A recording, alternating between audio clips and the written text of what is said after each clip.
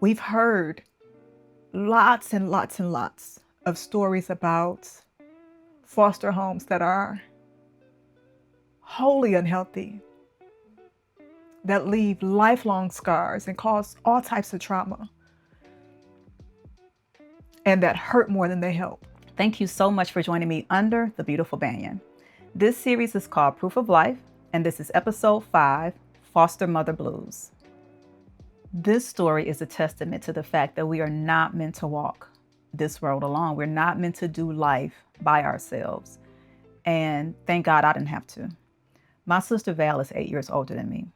And from the time I was born, she has always been my protector. She's always been my biggest cheerleader. She's always taken really good care of me. And she loves her some me. Okay. When we were younger, I was probably about 3.5. So Val was like 11.5. We were placed in a foster home.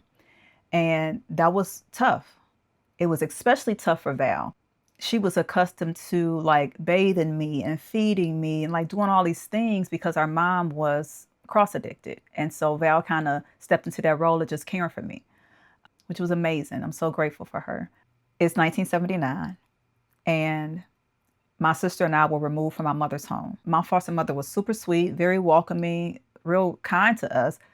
This is still a stranger. While the transition was tough for me at 3.5, maybe not even 4, it was doubly hard for my sister who was almost 12 at the time. And so she kind of doubled down on the things she was already doing, like bathing me, feeding me. She wouldn't let my foster mother do anything. She was like, nope, this my sister. I got it. We don't really need you to do this part. And my foster mother was so sweet. She let us go on for a little bit. And then she was just like, hey, this is not going to work like this. Like, the older one won't let me parent the younger one. And so she said something to Val a couple of times, and Val was like, not having it. Like, no, this is my sister, and I'm going to take care of her. Because my foster mother knew, like, Val needed to be a kid. You know what I mean? She needed to do kid things and not care for her baby sister. But she also didn't want to break us up because she saw how close we were and how much we loved each other. And so she had a girlfriend who had a foster home across the street, and she had like preteens and teenagers over there. Her name is Brown. So she reached out to her and she explained the situation to her, like, hey, the older one won't allow me to parent the younger one. Do you mind if I see about getting the older one placed with you so that the girls are not, too far apart, but so that I can parent the younger one? Ms. Brown was like, cool, do what you need to do to make it happen. So my foster mother, named Roxanne, everybody called her Roxy, so I call her Mama Roxy. At the time, I just called her Mama. She reached out to Lutheran Social Services, which was the agency that was handling our case.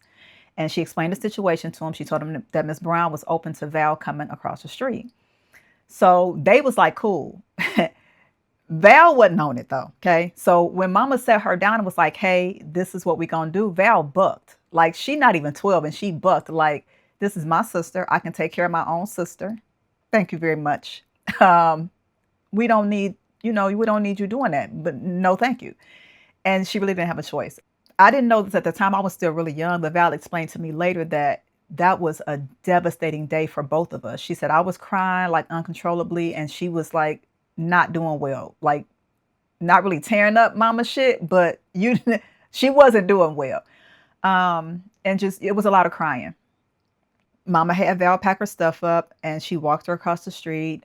And I feel like I went over there, but I can't remember. I went over there several times after that though. But, Val moved across the street.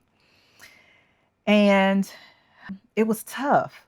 But it wasn't as tough as we would learn later that it would be, because Val was across the street every day. My sister came across that street every day. We were living on Van Dyke and Canfield over on the east side of Detroit. My sister came across that street every day. She still was helping like get me together, like during the morning. She was still feeding me in the afternoons after school. She was coming over and sitting in the backyard and babysitting me in the backyard, playing with me, watching me like a hawk so that I didn't hurt myself. None of the other kids that was in the house that we didn't know. She wanted to make sure they weren't being mean to me. She was still bringing her tail across that street to check on her baby sister. She would come over there when I was sad, when I was upset or fighting and fussing with my other siblings at the house, when I had gotten in trouble about something at school, when she wanted to help me with my homework, when she wanted to just play with me in the backyard. Like, she was Always, always, always there. So it almost felt like we were still living in the same house. We just didn't sleep in the same house, but I still saw her all the time. As she got a little bit older, though, she started to kind of bond with the folks in her house, and I started to bond with the folks in my house. And it was such a beautiful space, being that we were displaced. Now, not to say that we wouldn't still sad, missing our mama, not to say that we wouldn't prefer the situation be different, like not, and still be with our mother, but for what it was, we made the best of it. She had a foster sister in her house named Holly, and Holly was deaf. And so Val learned sign language. Like, I don't know, she might have been 13, something like that. And she learned sign language. And so I'm like 5. She would come across the street and teach me sign language as she was learning it. And so to this day, at this age, I can do all the alphabet like nothing, secondhand. She taught me that when I was really young, and she learned it from her foster sister. So many beautiful things like that. My foster siblings in my house, I got so close to them. We love each other. It was really good for what it was. I would go over to Miss Brown's house and hang out with Val sometimes, not often, but they would let me come over sometimes, or my foster mother would let me go over there sometimes. And then some years later, maybe a couple years or 3 years in, I can't remember exactly, but I think it was about 3 years in, Val was moved to a girls' group home. I feel like it was on either 7 or 8 Mile. I can't remember exactly, but it was called Vista Maria. And once she moved there, I didn't see her half as often because it was a little ways away, and she was in school and she wasn't old enough to drive or any of that kind of stuff. But every once in a while, she would come over either by herself with my mother, or my foster brother would go get her. That was really, really tough when she moved to Vista Maria, because she wasn't across the street anymore. And although I had built these bonds in my foster home, it wasn't the same. Um, but when I tell you, I am my sister's keeper, and she is her sister's keeper, I've never known love that way, ever. I'm so grateful to God that I have my sister. And I'm grateful that my foster mother was kind and compassionate and loving, and didn't fully separate me from this woman that I needed, or this girl at the time that I needed, and that my sister needed me. We've heard lots and lots and lots of stories about foster homes that are wholly unhealthy, that leave lifelong scars and cause all types of trauma, and that hurt more than they help. I'm so grateful that that was not my experience, that was not Val's experience, and that was not written in our journey, in our story at that part of the journey. We had some experiences. That home provided a very solid, a very real, and a very much needed foundation for me and my sister. So while Val gave Mama Roxy the blues at first, it all worked out for our highest good. Val got an opportunity to be a kid. I got an opportunity to have a mother figure that I really, really needed in my foster mother, and so did Val. And more importantly, I got to be with my sister at one of the hardest times in our life, and she wasn't ripped away from me. We had already been taken from our mother. The last thing either of us needed was to be ripped away from each other. And my foster mother made sure that that did not happen. She kept the girls together. 2 girls that were enmeshed for sure. And although that is generally not super healthy, At that time, that was exactly what was needed. We needed each other, and we had each other. My sister is my keeper. She sacrificed her childhood to give me what I didn't even know I needed. And I wouldn't even realize how much I needed it until over 30 years later. Her love literally saved my life.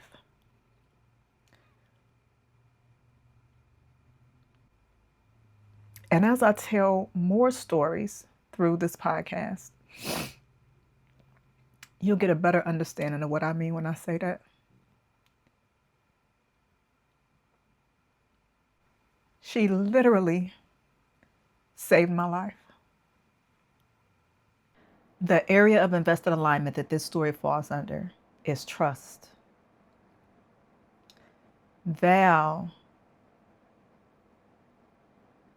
is the example for me that trust is not spoken.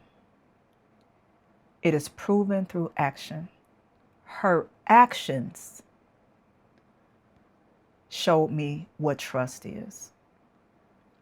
She has always been the blueprint for me for consistently reliable love, for safety, and for feeling like I matter. And not for what I can do. Lord knows, not for what I can do. Not for the benefit that I could be to her life. Not for the resources I may have. Not for anything other than just being.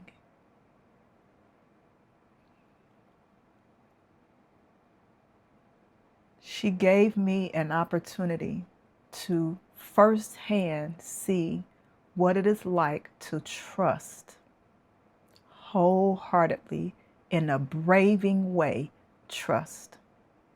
And I'm so grateful to God for her. And I'm so grateful to God for my foster mother, Roxanne Russell. I want to pause for a minute and share something with you. I was doing the work, and I still felt stuck, sad, and like I was forcing things way more than I was in flow. So I created the things that I needed. I call it the alignment pack.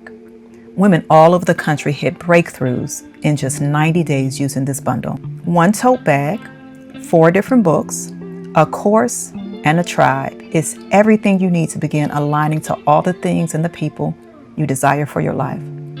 $595 of supportive tools, and I'm handing it to you for just $297. I'm Maria Michelle, also known as the Alignment Lady. This framework, these tools changed my life, and now I'm making them available to you.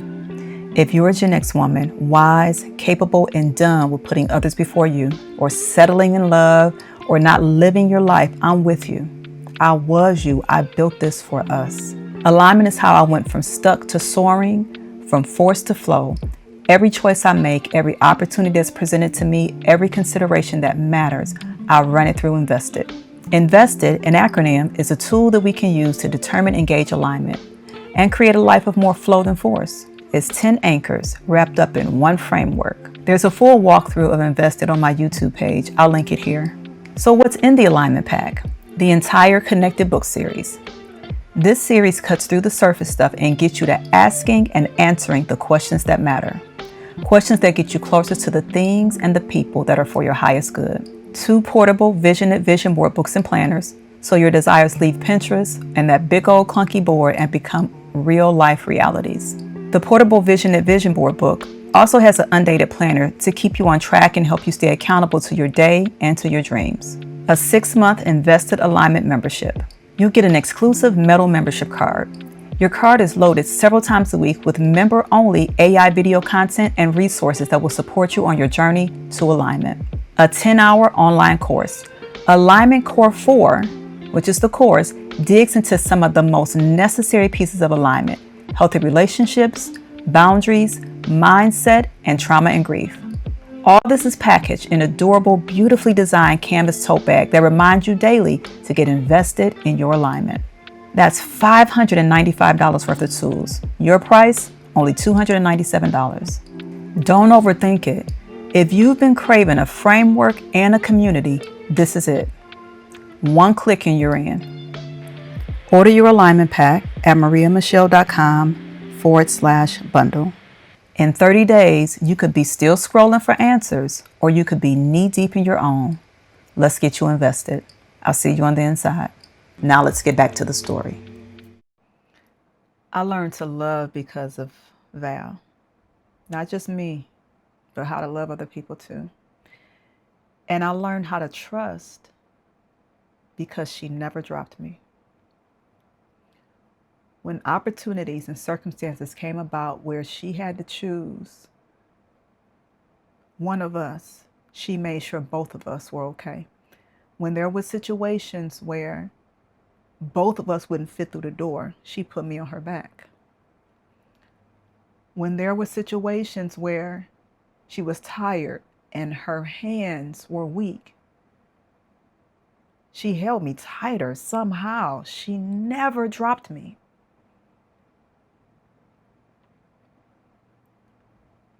For many, many years, I could not articulate what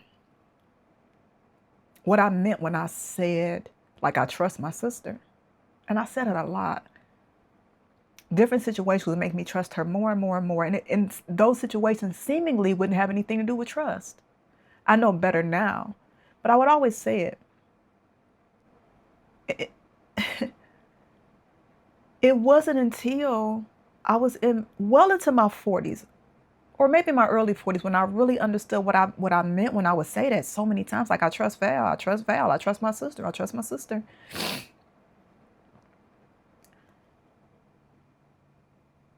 I understand now. It's her actions, it's the way she handled me in all of these small, seemingly insignificant moments that over time built trust. So that's what this story for me was about. It could have been about a bunch of things. There's so many things in this story, but when I had to decide what point stood out the most before I told this story, it is trust.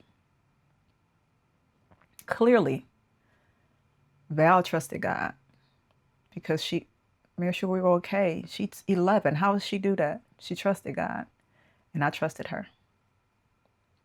And that got us through. That got us through. So the belief and the reframe.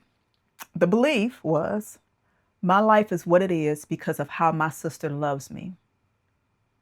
She is my example of non-contingent, reliable love.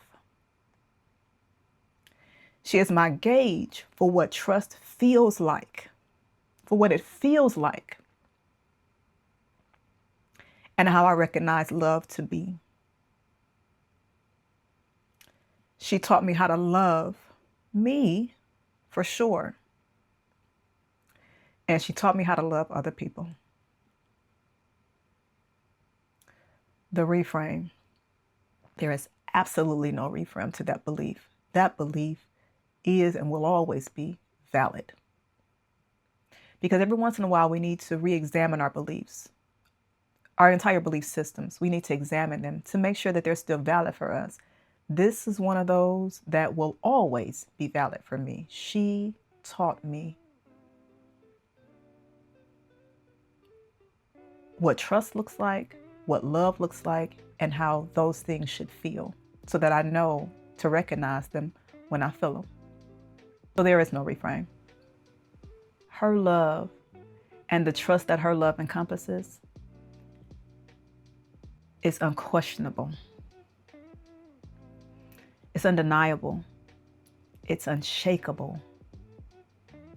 And regardless to what situation that life hands us, it is unbreakable. Okay, I got through it. Actionable integrations. At the end of every story, I'm going to give you what I call actionable integrations, small actions that you can take and integrate into your life. If this story resonated with you, here are 3 things you can consider. Number 1, identify your keepers. Who has shown up for you every single time? Who is that? Name them and honor them. You don't have to necessarily do it with them, although it's beneficial and supportive if you can. But at the very least, I want you to name them and honor them. Number 2, be to yourself what you need. If you've never felt the love that you need, be that to yourself. Start doing little things, integrating small practices where you can express love to yourself in the way that you need to receive it. And then number 3, be a keeper too. For someone in your life, be that safe, steady place. Even a little bit of consistency can change someone's entire life and yours in the process of simply being love. Just being love. So there's that. Those are my seeds for today. Thank you so much for giving me your time and attention today. Until next time, continue to get invested in your alignment. Drop some seeds that'll be of support to somebody else. And you keep being a beautiful banyan.